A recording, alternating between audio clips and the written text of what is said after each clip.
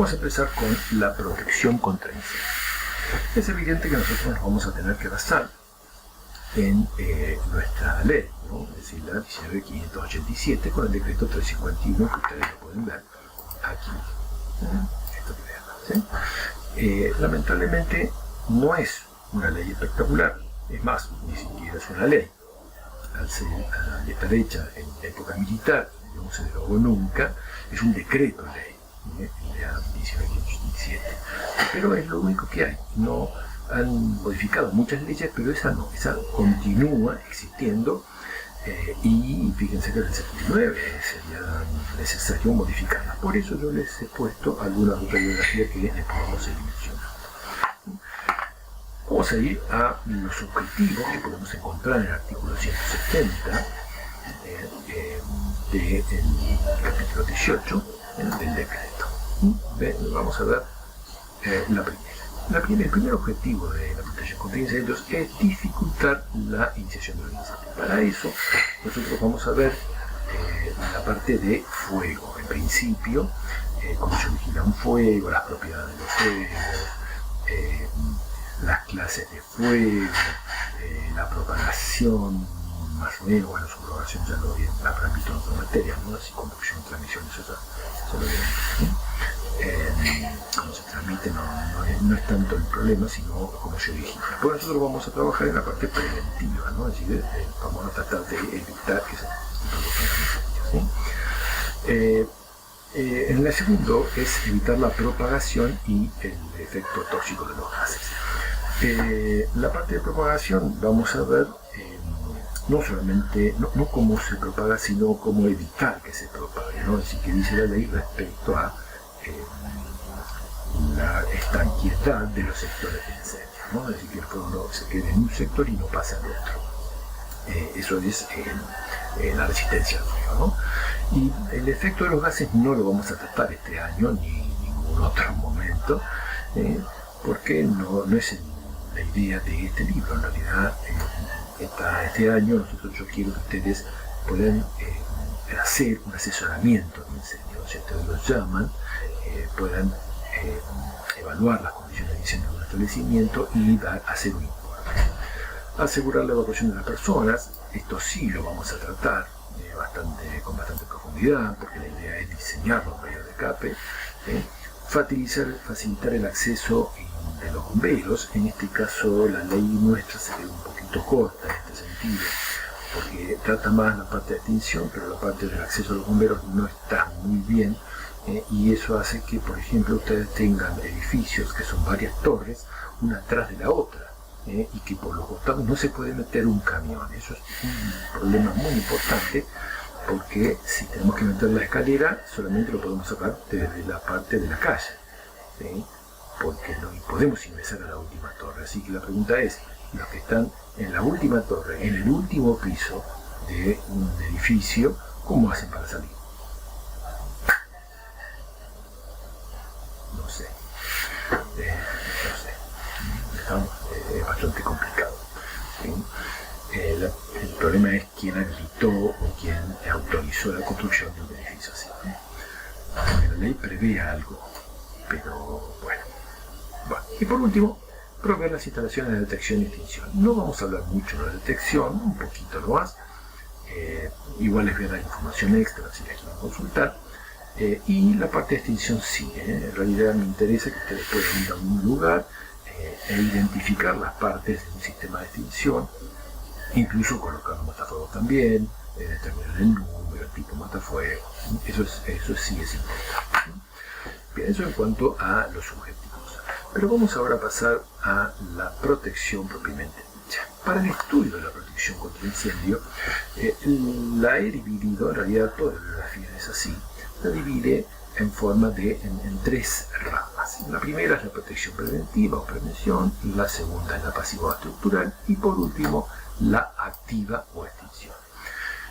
Dentro de cada una de estas ramas tenemos algunos temas a tratar. Vamos a ver en principio la parte preventiva. Bueno, ustedes saben en realidad qué es prevención, y si no lo saben, qué mejor que definirlo ahora, ¿no? Es decir, ¿qué es prevención? Prevención es tomar o hacer un conjunto, o llevar adelante un conjunto de medidas que adopta la comunidad laboral o no laboral para evitar los siniestros o disminuir los daños. Y acá es muy importante. Primero, fíjense, ¿no? Primero, adopta la comunidad. Si yo estoy hablando de una escuela, tengo que hablar de la comunidad educativa. Si estoy hablando de un lugar industrial y el barrio que está alrededor, entonces tengo que hablar de la gente de la industria y del barrio de alrededor. Es decir, todas ellas adoptan medidas. Por ejemplo, el proyecto Apple es para la comunidad, ¿no? Es decir, si pasa algo en el pueblo, en una planta del pueblo, la comunidad ya está preparada para hacer algo. Bien, eso está haciendo prevención.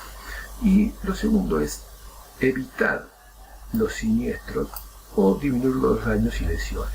Es cierto que si el peligro existe, bueno, no lo podemos evitar, en algún momento ocurrirá, pero la idea es tratar de disminuir el riesgo.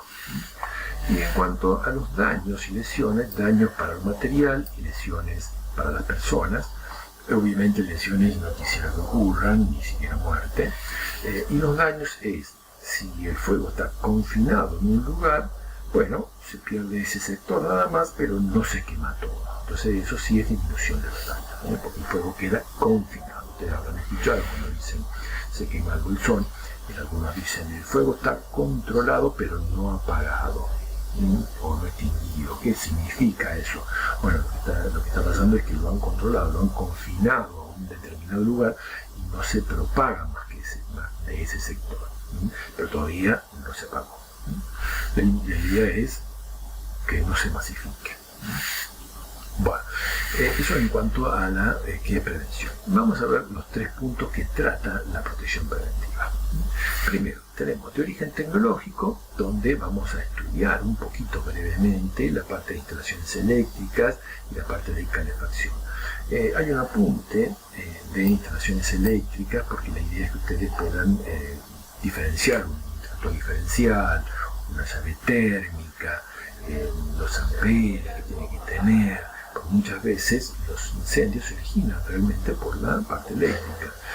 Yo recuerdo cuando hice una pericia, entre peritos de cuartel de bomberos, que me tocó en un incendio muy grande, que se quemó una instalación en un taller, y en ese taller tenían una llave térmica de 50 amperes.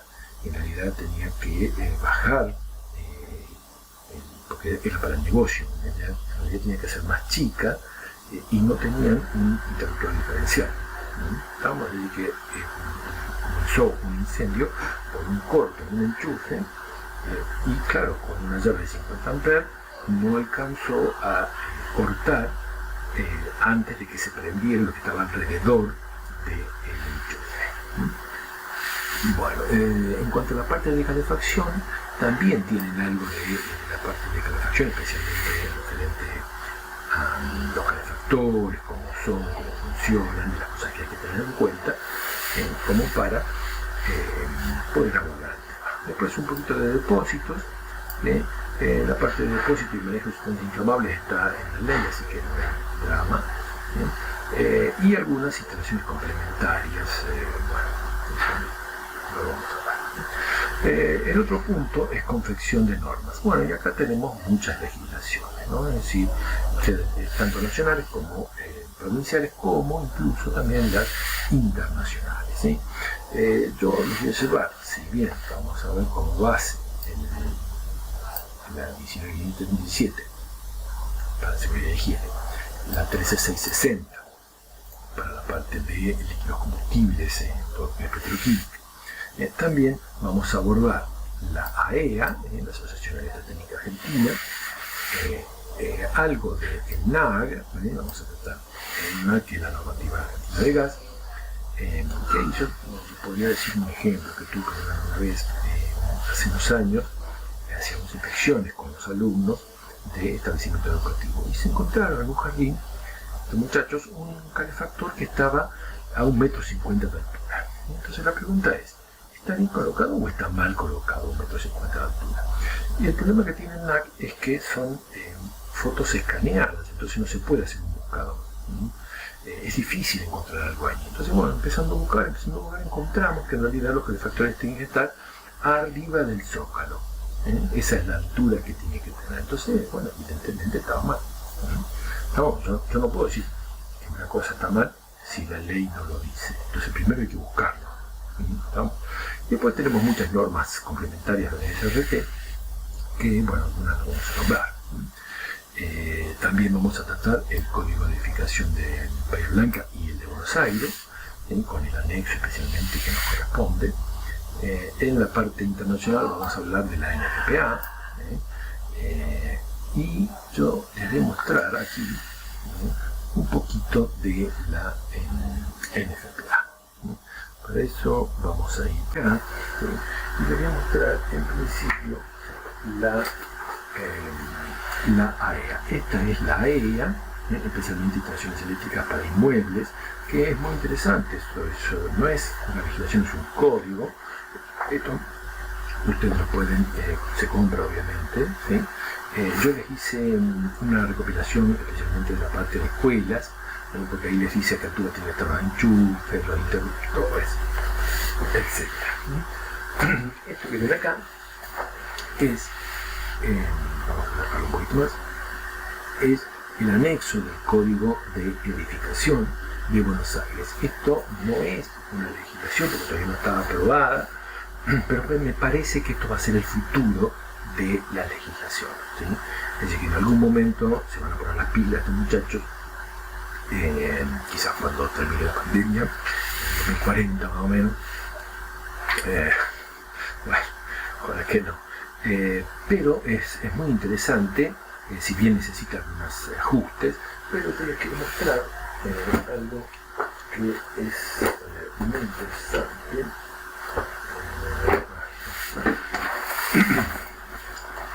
Acá está, para mí. Miren acá. En esta ley, esta tablita, que ven acá, que se la han tratado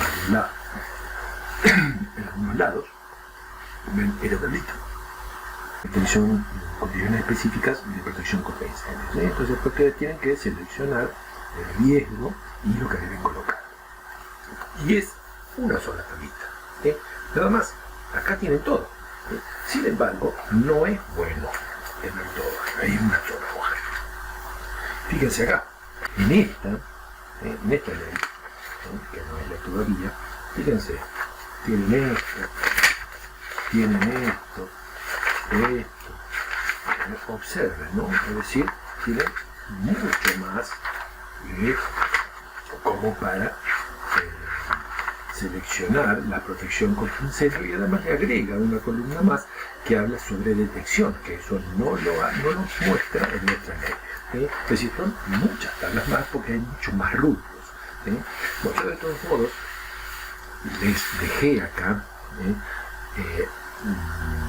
sí, yo después les voy a mostrar, se los dejé acá, en la página está este código. Y por último vamos a ver este que ven acá. Este que es acá, que es la NFPA 101. Estamos en este libro también. Yo les hice un compilado especialmente para la parte de medios de escape, bueno, que ellos les llaman medios de egreso, ¿no? Así, de otra manera, quizás un problema de traducción, no sé, ¿no? Que también está interesante como para poder cotejar. Esto yo le llamo una Biblia porque tiene en la última parte un anexo bastante interesante donde hay definiciones que en nuestra ley digamos que se queda un poquito corta, ¿no? Incluso en el anexo del Código de Edificación de Buenos Aires también hay un poco de definiciones como para completar cualquier duda que tengan al respecto. El compilado que les hice de el anexo. Bueno, este es el anexo que yo les estaba mostrando recién.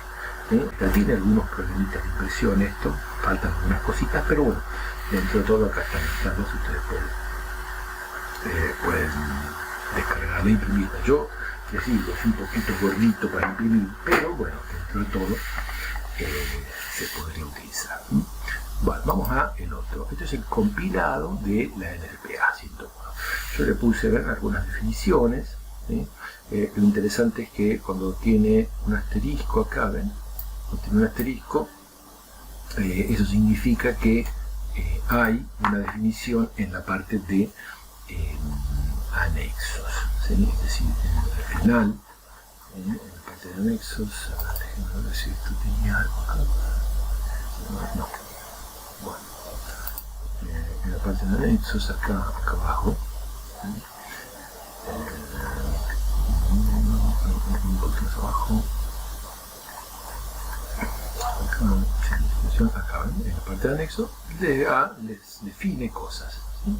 Estamos a decir, este número está relacionado con el número anterior y figura la A, ¿por qué? Y porque es anexo, ¿sí? Estamos.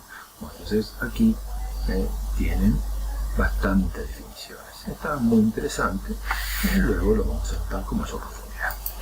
La última legislación, o anteúltima, después tenemos otra, que vamos a ver es el documento SI, ¿no? El documento básico SI. Entonces el código de edificación, documento básico, el código de edificación español, documento básico SI, seguridad contra incendios, que está muy interesante, incluso tiene definiciones en la parte del anexo que está muy, pero muy, muy buena. Bien, entonces vamos a ir a acá. Bueno, tiene una partecita acá donde pueden ir buscando las cosas que necesitan. Bien, vamos ahora a ver, si dejamos acá, y me faltaría que miraran un poquito de las instrucciones técnicas. Veamos acá, las instrucciones técnicas. Estas son las instrucciones técnicas de protección contra incendios, ¿no? Es un libro español, es muy interesante porque trata muchos temas. Cada instrucción viene con capítulos. Por ejemplo, la protección estructural para la madera o la resistencia por la madera del hormigón. Está muy interesante. Incluso la parte de evacuación también trata, y el diseño de evacuación para establecimientos escolares, los roles. Está muy interesante. Pero lo que quiero mostrando ya es esta instrucción técnica. Que esta instrucción técnica habla sobre los rociadores, la instalación de fija de rociadores, y se basa en la NFPA. ¿Lo pueden ver? ¿Sí? Entonces tiene traducida la NFPA. Eso es interesante. Ahora, manejar la parte de rociadores es bastante complicado porque fíjense todo esto, ¿ven? Todo esto es rociadores nada más. Es decir, que para manejar esta legislación hay que estar muy empapado. No se puede hablar a la ligera de esto, ¿no? También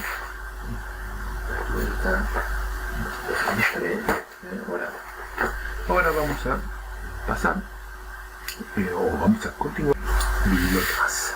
Bien, una vez que vimos la legislación, nos queda el otro punto, que sería el punto 3, que la parte preventiva habla de origen humano. Este origen humano en realidad está referido especialmente a la innovación que plantea la NFPA 101, por eso se lo mostré antes. Entonces, ¿qué temas trata? Bueno, capacitación, es decir, de nada sirve que yo diseño el medio de escape si nadie lo vas a utilizar, entonces evidentemente la capacitación va de la mano.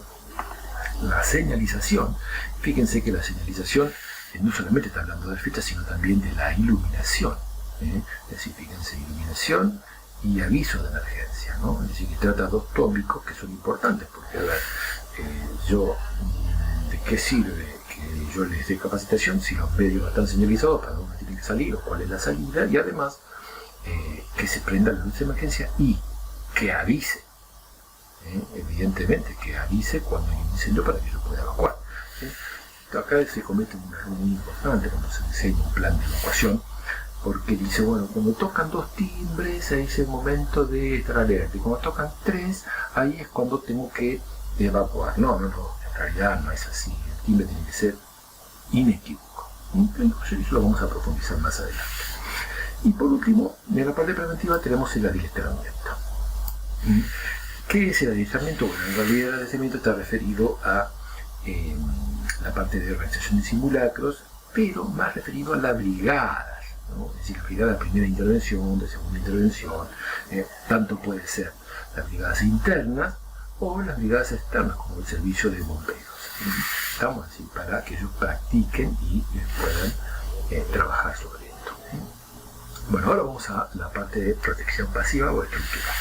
Bueno, en la protección pasiva estructural tenemos, bueno, ¿a qué se refiere la estructural? Bueno, se refiere a las medidas necesarias para evitar la producción de incendio y limitar el desarrollo, ¿no? Así como los gases tóxicos, garantizar la evacuación. Bueno, ¿a qué se refiere esto?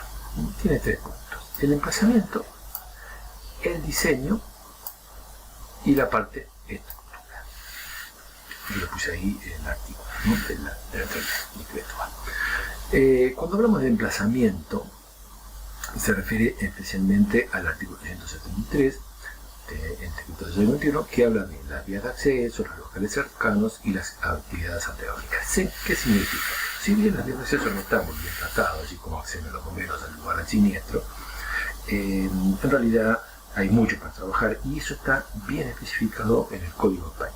Y después, en algún momento sería interesante que lo lean porque nuestra ley se queda muy cortita. En cuanto a locales cercanos, plantea locales cercanos, por ejemplo, han visto en un jardín tiene enfrente una estación de servicio, que decir, ¿cómo puede ser? Y bueno, es un problema. Hace unos años hubo un escape de amoníaco de una planta que estaba cerca de una escuela. Es decir, eso hay que tenerlo en cuenta cuando se diseña un plan de evacuación también. Y el tema de actividades antagónicas, como por ejemplo, yo les digo, ¿no? Estación de servicio.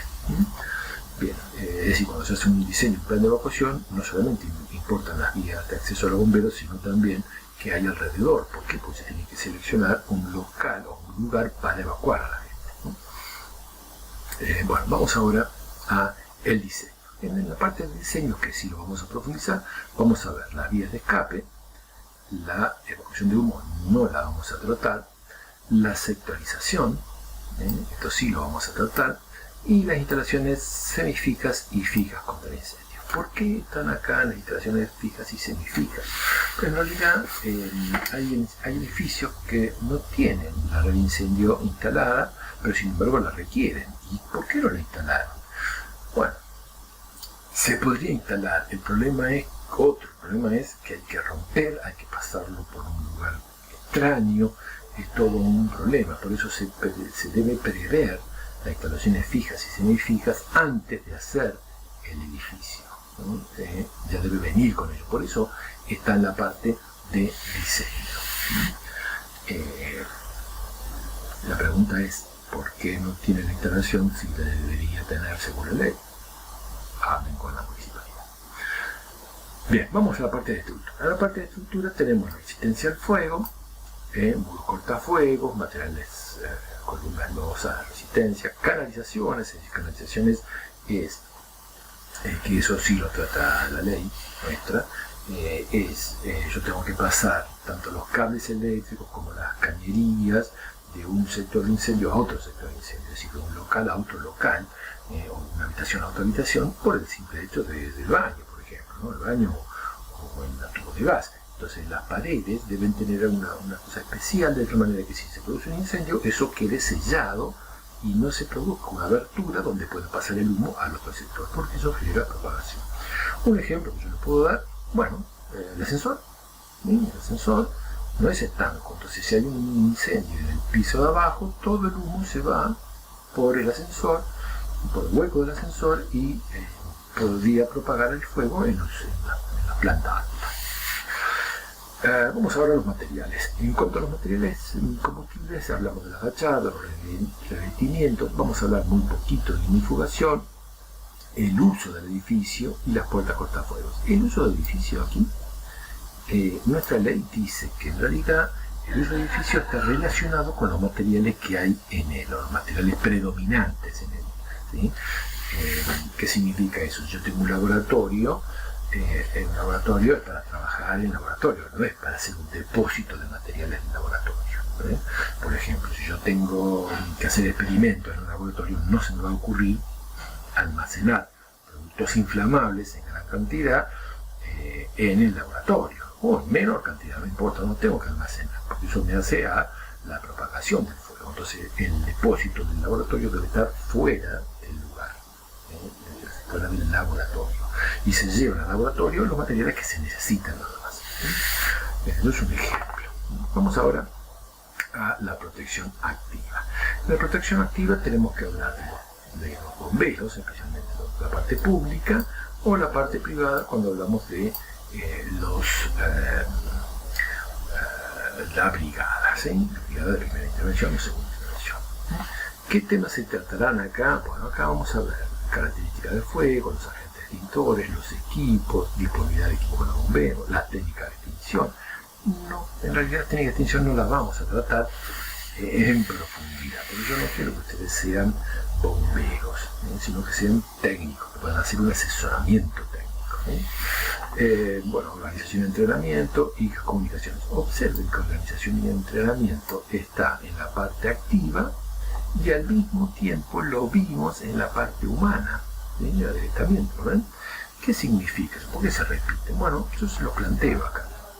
Esta división en tres ramas en realidad es simplemente para el estudio, pero no quiere decir que sean estancas, ¿no? Es decir, que se pueden combinar algunas ramas en dos. Es decir, unos tópicos en dos ramas pueden estar, ¿sí? Pero no en todas, ¿no? Evidentemente. Por eso yo se los planteo acá, si es interesante que ustedes lo lean para darse cuenta. Pero bueno, de todos modos se van a dar cuenta con la actividad que tienen. Entonces yo les doy un dibujito y les pongo cada numerito lo que es. Fíjense, acá les pongo cada numerito, ¿ven? Cada numerito está aquí. Por ejemplo, el 1, el combustible, 1. ¿Sí? Bueno, entonces tienen que hacer un cuadrito como este.